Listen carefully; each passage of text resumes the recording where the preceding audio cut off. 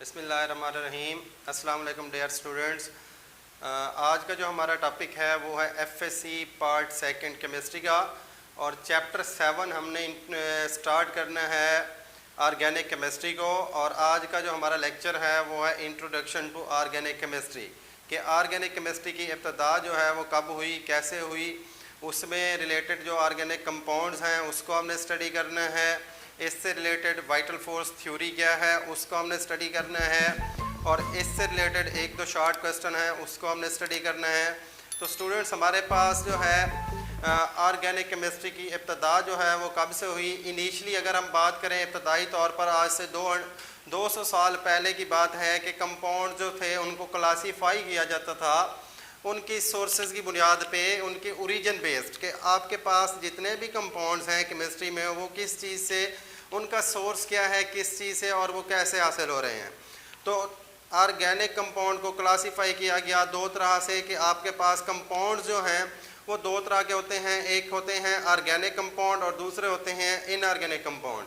Organic compound का जो source है वो आपके पास होते हैं लिविंग ऑर्गेनिजम्स, जैसा कि आपके पास प्लांट्स हो गए, एनिमल्स हो गए, कि ऑर्गेनिक कंपाउंड जो हैं वो ओनली आप हासिल कर सकते हैं लिविंग ऑर्गेनिज्म से, और वो लिविंग ऑर्गेनिज्म जो हैं आपके पास होते हैं प्लांट्स एंड एनिमल्स। जबकि इनऑर्गेनिक कंपाउंड का जो सोर्स है वो नॉन लिविंग ऑर्गेनिजम्स हैं या नॉन लिविंग थिंग्स हैं, जिसमें इंक्लूड है आपके पास मिनरल्स हो गए, रॉक्स हो गई, ये आपके पास सारे किस चीज़ का सोर्स है, इनऑर्गेनिक कंपाउंड का। तो हमारे पास स्टूडेंट्स देखते हैं कि है क्या इंट्रोडक्शन टू ऑर्गेनिक केमिस्ट्री में, कि आपके पास कंपाउंड जो हैं उसको दो तरह से क्या किया गया था, तकसीम किया गया था। आपके पास फर्स्ट है ऑर्गेनिक कंपाउंड और सेकंड है इनऑर्गेनिक कंपाउंड। तो ऑर्गेनिक कंपाउंड मैं आपको बता चुका हूँ, the compounds which are obtained from living things are termed as organic compound. ऐसे कंपाउंड जो कि हासिल होते हैं किस चीज़ से, लिविंग ऑर्गेनिज्म से, वो कहलाते क्या हैं, ऑर्गेनिक कंपाउंड कहलाते हैं। और वो लिविंग ऑर्गेनिज्म स्टूडेंट्स आप जानते हैं कौन से होते हैं, प्लांट्स होते हैं, आपके पास एनिमल्स होते हैं, ये सारे लिविंग ऑर्गेनिज्म हैं।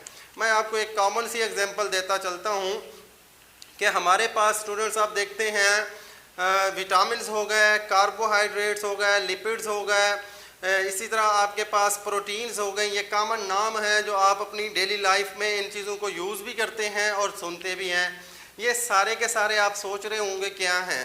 तो स्टूडेंट्स, मैं आपको बताता चलता हूँ कि आपके पास ये सारे के सारे ऑर्गेनिक कंपाउंड हैं, और अगर आप इन पे ज़रा गौर करें तो आपको पता चलेगा कि ये कंपाउंड, इनका सोर्स क्या है, ये हमें किस चीज़ से हासिल हो रहे हैं।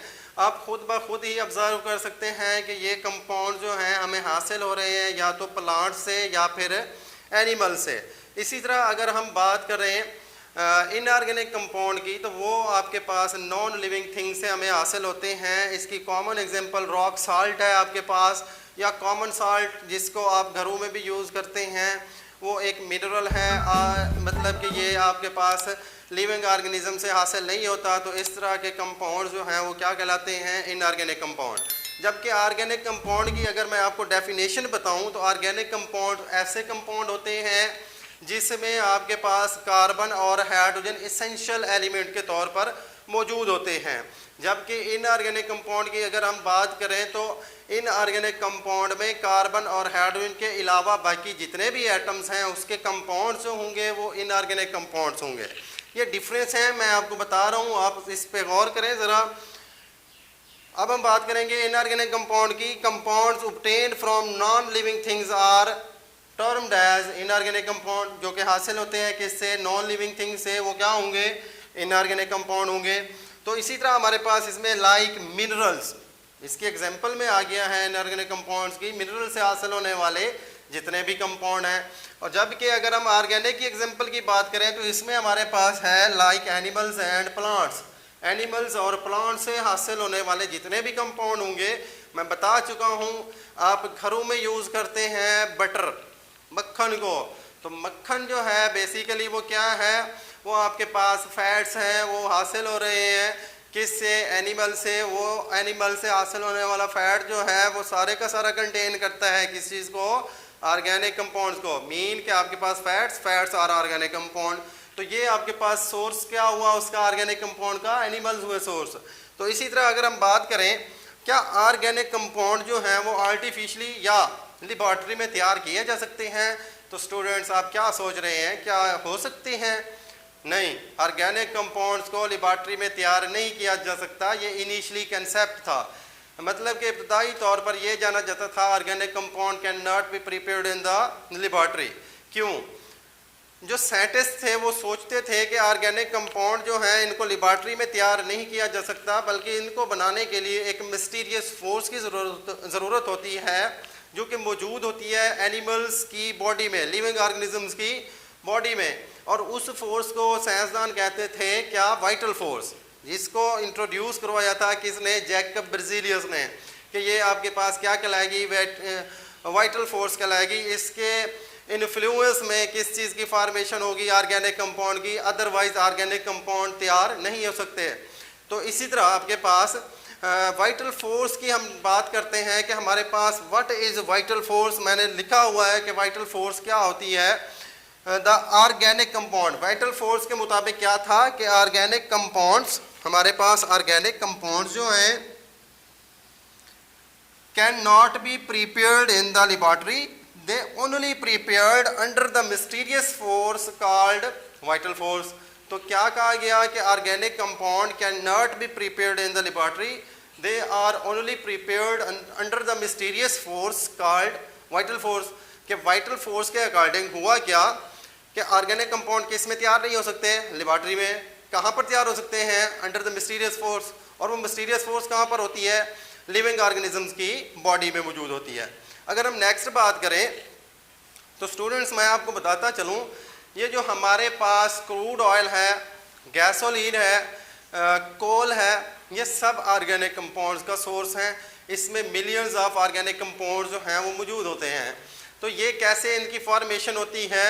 साइंसदान ने सोचते थे कि ये जो आपके पास लिविंग ऑर्गेनिज्म हैं, जब ये इनकी डेथ हो जाती है और इनको ब्रीड कर दिया जाता है अंडर अर्थ क्रस्ट, तो इन पर एक फोर्स अमल करती है। कौन सी? Vital force. और इनकी जब बैक्टीरियल डीकम्पोजिशन होती है आफ्टर अ लॉन्ग टाइम, काफ़ी वक्त गुजरने के बाद इनकी जब बैक्टीरियल डीकम्पोजिशन होती है, ये डीकम्पोज होकर छोटे छोटे पीसेस में कन्वर्ट होते हैं, तब फॉर्मेशन होती है किस चीज़ की? ऑर्गेनिक कंपाउंड्स की। अब कैसे फॉर्मेशन होगी? In the absence of air, in the presence of high temperature and pressure.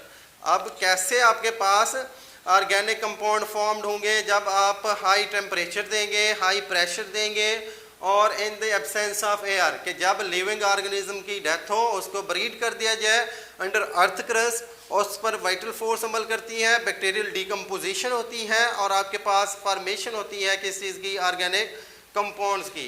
इसी तरह हमारे पास है कि वाइटल फोर्स थ्योरी ने तो कहा था कि मतलब वाइटल फोर्स थ्योरी का कंसेप्ट ये था कि ऑर्गेनिक कंपाउंड लेबॉर्ट्री में तैयार नहीं किया जा सकते। तो एक साइंसदान था इन 1828 जिसका नाम था फ्रेडरिक वॉलर, जर्मन का ये केमिस्ट था। इसने एक कंसेप्ट दिया था, इसको कहा जाता था, इसका मोस्टली जो वर्क था वो इनऑर्गेनिक केमिस्ट्री में था।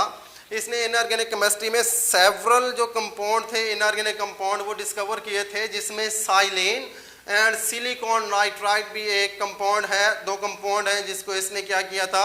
डिस्कवर किया था। और अदर एक दूसरी एग्जांपल लें तो ये फ्रेडरिक वॉलर जो था, इसने chemical elements yttrium and aluminium, और इससे रिलेटेड है आपके पास बेरिलियम, यट्रियम एंड एल्यूमिनियम, इसको टर्म किया था प्योर मेटल के तौर पे।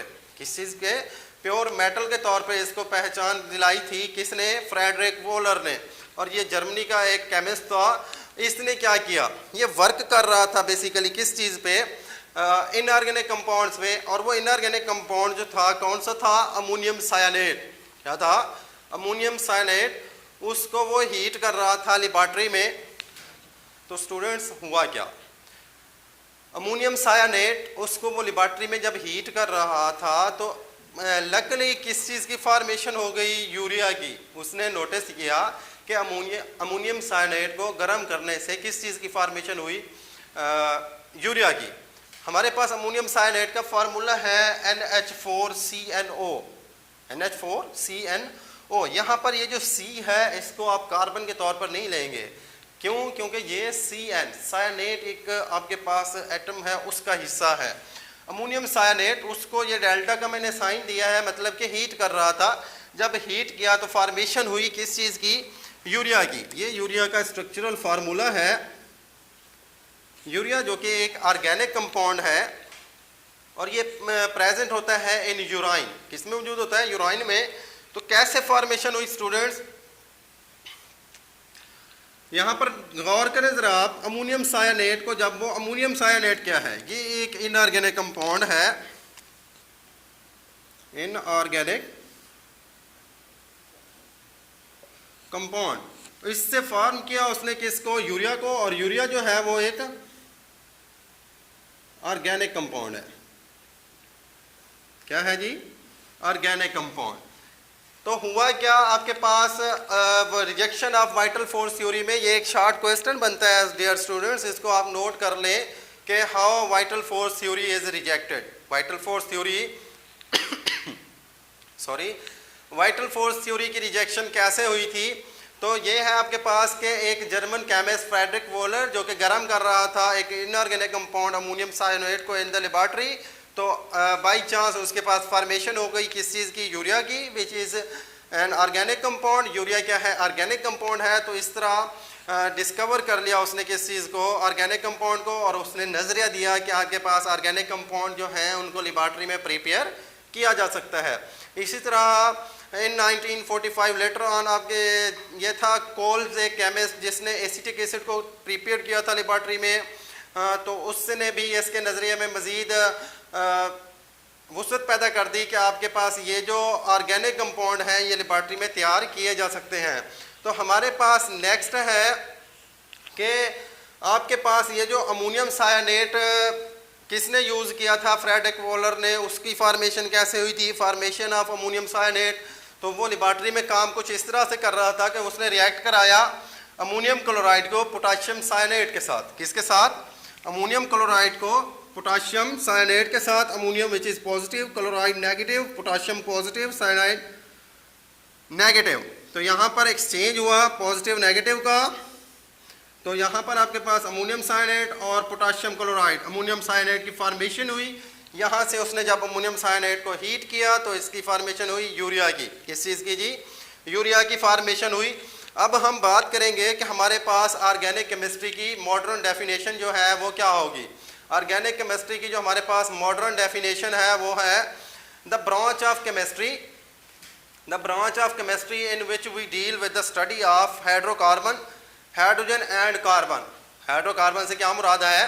हाइड्रो का मतलब hydrogen, carbon carbon, hydrogen and carbon along their derivative. Chemistry की वो शाख्स जिसमें हम हाइड्रोजन और कार्बन के कंपाउंड्स का और उसके डेरिवेटिव्स का मुताला करते हैं ऑर्गेनिक केमिस्ट्री कहलाती है। ये एक आसान सी डेफिनेशन है। यहाँ पर हमारे पास दो तरह के एक डिफ्रेंशिएशन होती है, वो है हमारे पास what are organic compound and hydrocarbon. Hydrocarbon और ऑर्गेनिक कंपाउंड क्या सेम होंगे या डिफरेंट होंगे? ज़रा आप सोचिए। ऑर्गेनिक कंपाउंड में हमारे पास होते हैं the compounds of hydrogen, carbon and their derivatives. Hydrogen भी मौजूद होगा, कार्बन भी, और इसके अलावा डेरिवेटिव्स भी उसमें मौजूद होंगे। वो सारे के सारे हमारे पास क्या कहलाएंगे? ऑर्गेनिक कंपाउंड कहलाएंगे। अगर हम बात करें किस चीज़ की? The compounds of carbon and hydrogen only. बात पे गौर करें। The compounds of carbon and hydrogen only are called hydrocarbon. इसमें कोई डेरिवेटिव्स की बात नहीं हो रही। जिसमें ऐसे कंपाउंड जिसमें कार्बन और हाइड्रोजन ओनली मौजूद होंगे वो कहलाएंगे हाइड्रोकार्बन। जबकि हाइड्रोजन कार्बन के अलावा अगर कोई डेरिवेटिव्स आ गए हैं, वो डेरिवेटिव्स आपके पास फास्फोरस के हो सकते हैं, नाइट्रोजन, ऑक्सीजन, सल्फर वगैरह के हो सकते हैं, तो वो आपके पास क्या कहलाएंगे? ऑर्गेनिक कंपाउंड में आएंगे। इसी तरह हमारे पास डेफिनेशन क्या है? The branch of chemistry in which we deal with the study of compound of hydrogen and carbon. किसके? हाइड्रोजन के कंपाउंड और कार्बन के, जिसको हम कलेक्टिवली क्या कहते हैं? हाइड्रोकार्बन कहते हैं। हाइड्रोजन और कार्बन के कंपाउंड को कलेक्टिवली क्या कहा जाता है? Hydrocarbon. With their derivatives are known as organic chemistry. अब हम बात करें डेरिवेटिव्स की, तो डेरिवेटिव्स क्या होंगे कि हमारे पास एक कंपाउंड है CH4। ये आप सॉरी, ये आप आगे जाकर हैलोजिनेशन वाले टॉपिक में पढ़ेंगे कि अगर आपके पास एक ऑर्गेनिक कंपाउंड है CH4, उसमें अगर आप हैलोजन की एडिशन कर दें तो आपके पास किस चीज़ की फॉर्मेशन होगी। आपके पास ये देखें, CH4 Cl2 को ऐड किया, CH3 Cl, इसी तरह आपके पास कंपाउंड की फॉर्मेशन होती आई, तो एंड पे आपके पास प्रोडक्ट बन गया CCl4। क्या चीज़? Carbon tetra chloride. किस चीज़ की फॉर्मेशन हुई? कार्बन टेट्रा क्लोराइड की। तो ये कार्बन टेट्रा क्लोराइड है, इसमें हाइड्रोजन को रिमूव करके इसकी जगह पे एक दूसरे रिएक्टिव एटम को शामिल कर दिया गया है, जिससे साबित हुआ कि ये जो आपके पास कंपाउंड है ये क्या है? ऑर्गेनिक कंपाउंड है। और ऑर्गेनिक कंपाउंड का कौन सा हिस्सा है? उसका डेरिवेटिव्स है। क्यों? क्योंकि इसमें आपने हाइड्रोजन की जगह पे रिप्लेस किया है किस चीज़ को? क्लोरीन को। इसी तरह अगर हम बात करें, एंड पे एक है हमारे पास कि स्टूडेंट्स आप नोट करना है, ऐसे कंपाउंड जिसमें कार्बन एसेंशियल होगा उसको तो हम कह रहे हैं कि वो क्या होते हैं? हमारे पास ऑर्गेनिक कंपाउंड होते हैं। कुछ ऐसे भी कंपाउंड हैं जिसमें कार्बन मौजूद है लेकिन वो ऑर्गेनिक कंपाउंड नहीं है। वो कौन से हैं? हमारे पास है कार्बन मोनोऑक्साइड, कार्बन डाइऑक्साइड और कार्बोनेट, और इसी तरह बाइकार्बोनेट HCO3। ये हमारे पास ऑर्गेनिक कंपाउंड नहीं होते। हालांकि इसमें कार्बन भी मौजूद है। क्यों नहीं होते? क्योंकि ये जो ऑर्गेनिक कंपाउंड की प्रॉपर्टीज़ हैं वो रिप्रेजेंट नहीं करते, इनमें ऑर्गेनिक कंपाउंड की खसूसियात नहीं होती। जैसा कि कार्बन मौजूद है लेकिन ये कैटिनेशन का मुजाहरा नहीं करते। ये भी ऑर्गेनिक कंपाउंड की एक खासियत है कि ऑर्गेनिक कंपाउंड जो हैं उनको कैटिनेशन का मुजाहरा करना चाहिए, लेकिन वो ये जो आपके पास कंपाउंड है कैटिनेशन का मुजाहरा नहीं करते। इसी तरह आपके पास कुछ ऐसे आपके पास सिलिकॉन है, कैटिनेशन का मुजाहरा करती है, वो आपके पास ऑर्गेनिक कंपाउंड नहीं है। इसकी कुछ और भी प्रॉपर्टीज़ हैं जो मैच नहीं करती किससे? ऑर्गेनिक कंपाउंड से, जिसकी वजह से ये ऑर्गेनिक कंपाउंड नहीं है बल्कि ये शामिल किए जाते हैं किसमें? इनऑर्गेनिक में। तो ये था हमारे पास all about introduction of organic chemistry chapter 7 से। फर्दर हमारे पास सेकेंड ईयर के बहुत सारे लेक्चर मौजूद हैं। हमारे साथ रहिएगा, तब तक के लिए अल्लाह हाफिज़।